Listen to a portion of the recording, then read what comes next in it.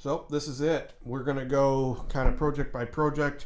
We'll start with the floor. This is a luxury vinyl floor that I actually got out of a client's house.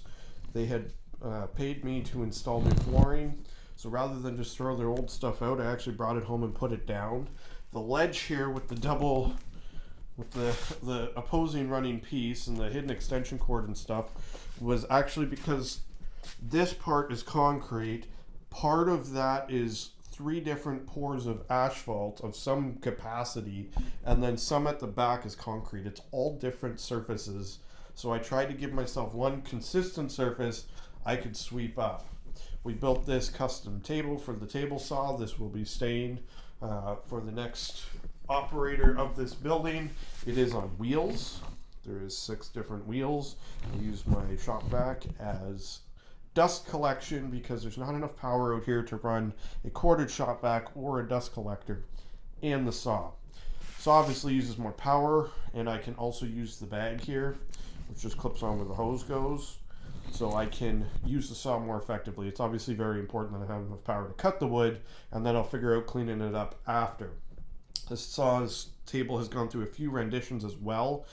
This arm wasn't here, it just dropped. I didn't have the sloped feeder piece to catch stuff from sloping. I tried to do some dust management in the past. So you can see there's like a triangle thing here. I tried to create a chute to throw it all out from a previous saw.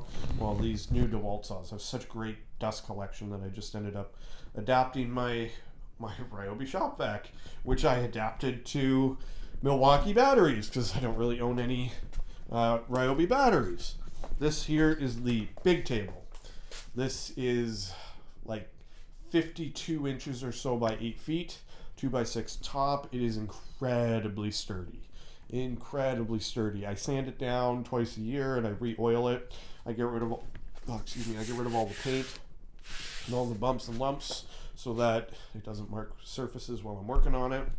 And then we've obviously cleaned it up numerous times, use it as a bit of tool storage, bit of wood storage for some oddball stuff. The levels run right up the middle, all the long stuff, because it's just a really convenient spot. Some of the squares I use all the time get hung. Coming over here to the miter saw stand, also quite an interesting piece. I did end up adding a support here, but aside from that one support, the rest of it is completely floating. I wanted that so I could slide stuff in and out and have easier access to clean. The concrete work down there kind of started crumbling, so I filled it up with spray foam. There was a rat in here at one point that came in under the door. We'll get to that closer to the end. These metal boxes are out of some sort of a government facility. I got them off a friend. He had stacks and stacks and stacks of them sitting and wanted to get rid of them, so I took a fair few of them and turned them into tool storage. Obviously the shop's also really dirty right now. I thought I'd show it to you how I actually use it, not how clean it can look. Up top here, again, just some of the daily stuff that's in and out, containers of pre-workout. That rope used to be on the end of the table over here, and I use that for Loki Bear so that she could be out here in the shop with me, and I could have up to 150 feet of rope so that she can kind of meander, but I don't have to worry about her running out into the street. Coming to one of the most important parts of any workshop. This is obviously just a very old school pencil sharpener, but this gets used a ton. This is so important for accuracy and convenience. I cannot stress having a proper pencil sharpener enough. I actually do have right here one of these old school jalopies from my days back in high school, actually, like 20 years ago. But these things here are just absolutely incredible.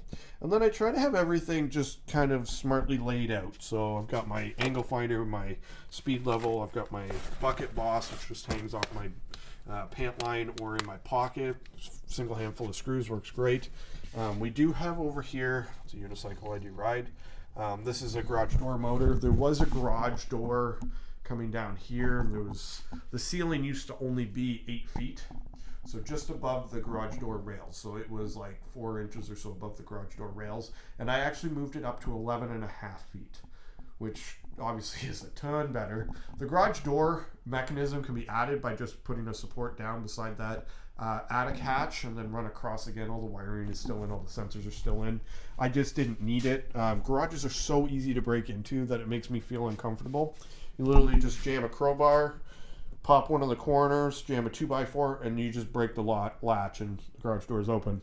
So I figured rather than just leave a flimsy arm that somebody can break into, I have this, and then I put a pin through it, so it's just more secure. Just, you know, little fears. Garbage can. Stanley lives underneath my miter saw. This is my miter saw station. It's fairly straightforward. I have a 10-inch single bevel non-sliding miter saw. I lock it down. I set my gauge here for a lot of repetitive cuts. I also keep the material clamp on, which nobody knows how to use, but it is very useful when you need to make these 5.5-inch cuts. It's very useful. Over here is some larger bulk storage. Got bags for when I gotta grab stuff, circular saws, my blower, some paint supplies, pot lights. These pot lights are for those pot lights, because as you can tell, there's power to it. But I put 14 pot lights in. These 2 are from a different batch. Every other one burnt out. Those 4 were replacements off of Amazon and have been replaced and been totally fine ever since. But all 12 pot lights from that batch, because I bought a 12-pack, burnt out, which is absolutely awesome. Up top, I never got to any of this. The plan was to build a beautiful shelf running the full 27-foot width of the building, coming down in a similar orientation and across, beautifully symmetrical like I did the ceiling, so everything lined up nice, hang some guitars on the verticals, do all that, but that obviously did not happen and is more than likely never going to happen at this point. So up top, a bunch of Camaro parts. I do have my hitch for my Camaro, the wiring, the subwoofer kit, and some of that stuff. I've got my ACS Composites wing up there, which I would love to get back on the car at some point. The mobile stand for my table saw, some fencing, some stands, just random stuff. You know, you collect stuff over the years and you change stuff, and you kind of start reducing. The best part is no part, so that's what I've been working on. Pack out, lots of pack out. The only piece I have is actually the base. The rest is Dave's. My DeWalt miter saw stand folds out to 16 feet. Absolute best stand on the market. This is the truck bed for a 1978 Dodge Warlock that I'm working on for a guy. My MBRP 4.5-inch carbon tips. They're a little dirty, but they are in good condition and hanging out. My attempt to have a heater for the winter, I had this thing and the oil one. Obviously, it was never warm, ever. Case of water, because I drink a lot of water. Pretty much exclusively water, actually. Disc sander. This is a homemade jalopy that my brother bought, and I've been storing it for him and using it on a bit of occasion. It is insane. It will turn wood into dust faster than anything I've ever seen. And then I have a spindle oscillating sander there as well. Obviously, all important things for a wood shop. I keep my pack out, like a lot of it's just stored underneath the benches here, as you've seen from around. Coming over here, we have an 8-inch, I believe. It's either a 6 or an 8-inch planer / jointer. I've never really used it because it's not set up. I don't have the power. It's 220, and you need a dust collector, which I don't have set up. These were old kitchen cabinets out of somebody's kitchen that we kind of makeshift and threw up just so we had some storage, and it's been pretty good to keep dust off of things. Drill press gets used often. This is a 13-inch thickness planer. Also do not have the power for the dust collector as well, so it has remained just in storage and buried. That is a propane heater. There was a bit of a dispute and disagreement with me and the homeowner as to hooking up a proper source of heat. So there has never been a proper source of heat, even though I've had all of the components and the ability to do so. Drill press, love it. Some Harley parts. Ironically, the Nevada head here goes down to a guitar that I built in high school. I won the shop award when I graduated high school, building the body of that guitar. I built the tools to build the body. It was a pretty cool project. Maybe I'll talk about that a little bit in the future. My Harley Davidson exhaust pipes are actually back there. One of my Harley seats is there. Wood storage. Obviously, as a woodworker, you collect as much wood as you can get your hands on. This is actually the old truck bed, a little bit rotted. As you can tell, the new one's coming along a little bit nicer. And then there's just a lot of red cedar. There's a little bit of oak, a fair bit of walnut, and then like chunks of drywall, chunks of plywood, chunks of MDF, all just cut off scraps. There's a little bit of shiplap in there, some projects that I had put together that I was trying to sell but was never able. So that's actually, these two pieces here are going to get a middle joiner, and that's going to become my miter saw stand at the next shop, so it's a little bit more portable. This is an 11-foot tinsmithing brick. It is the Van Mark Series 1, which is pretty neat for those of you that do that kind of work. You know what that's all about. I'm actually blowing off the neighbor. I was going to inquire about buying it off him because I think it's pretty cool, and he has a few of them, and he uses it on occasion, and I store it for him because, there's some things when you know how to use them have so much value. It's absolutely insane, and that's one of those pieces of equipment. Battery storage / charging. Obviously, it's a never-ending battle, and I don't want to have tons of chargers going. So this was kind of my solution. Some of my batteries are over in use. Some of them are with the girlfriend. They're all over the place. But this is kind of my primary setup and the primary stuff that I use, and the chargers.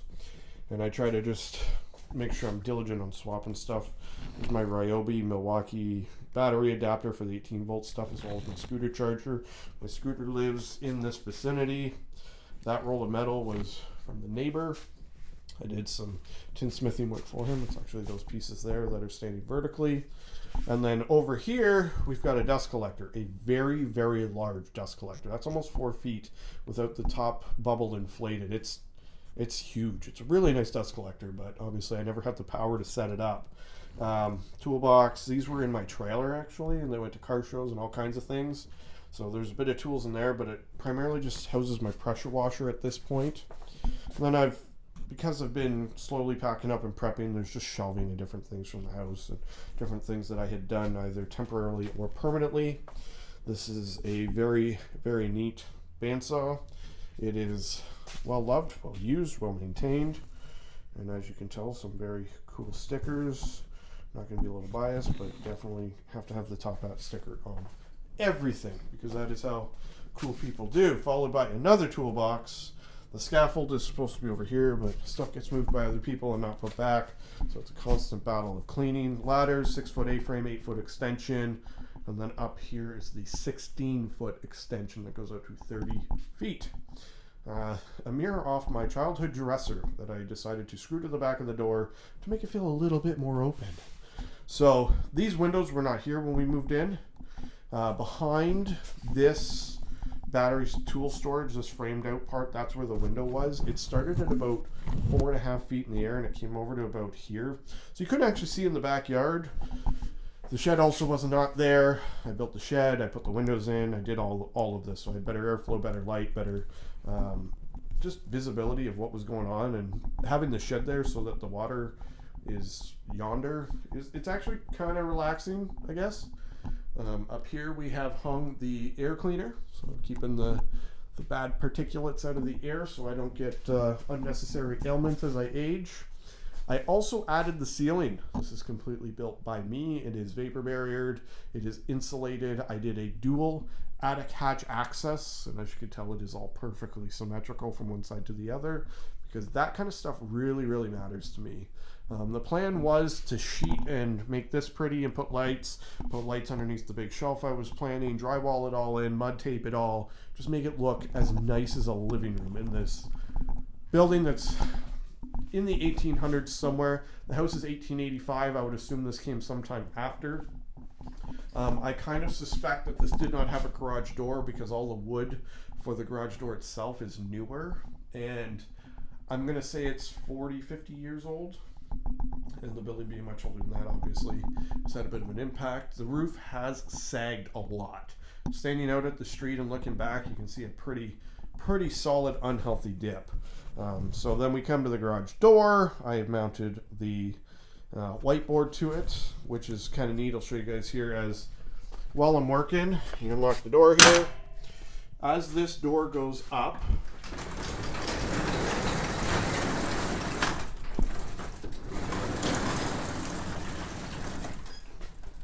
it hangs the whiteboard right at the table. I stand just to the left there of the miter saw, so that's my viewpoint. So if I want to do some drawings or pin stuff up with the magnets, I can put all that up, and I can have it readily available and visible, which is pretty key. As I mentioned, with the unevenness of the flooring, you can see it here. You can see that some of that is concrete, and then over here is asphalt. I think the door came to somewhere in here at some point, and then they widened it out and put a double door. The building itself is only 17.5 feet deep, so it's not really deep enough to put a car in here. Like, it'd have to be a really short car. Like, you'd be like a smart car, a Mini Cooper or something, to put, like, even the Camaro. The Camaro's 17 feet, so it won't fit either. I could probably back it in on an angle if I really needed to, but for the most part, I'm not going to. And then on the garage door, it looks a little disheveled now because I did it almost 3 years ago. The gaps in the floor here get probably 4 inches where it dips right here, and a rat got in there and died under a salt bag. It was gross.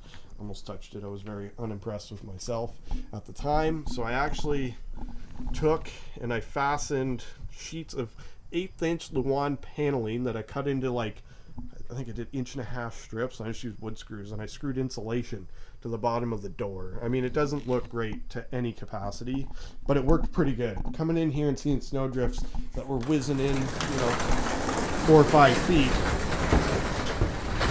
all the way past the bases on the table just was not going to work. So that was kind of my quick and easy solution. I literally just pulled some of the insulation down off the wall there, cut it into some strips, and I tacked it across the bottom just to give me some breathing room. And then I vapor barriered the slope. I've put like a loop of vapor barrier around the whole edge of the door too, to keep the drafts from just whizzing in the 1/2 inch gaps, because it makes a big difference when it's minus 15, minus 20 degrees, and you can just keep the breeze out.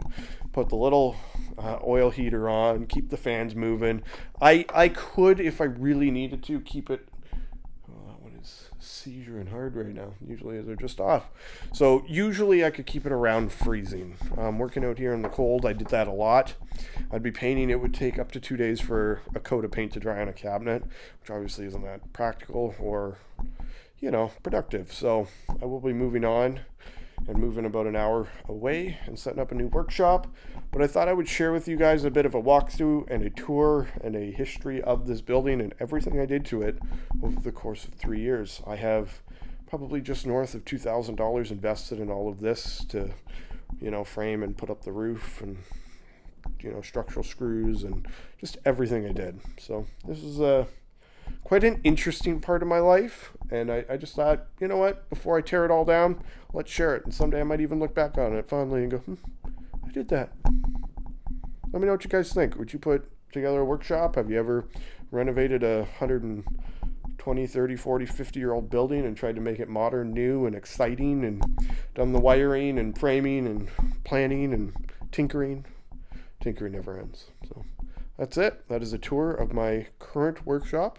I will definitely give you guys a tour of my new one once I get relocated and set up.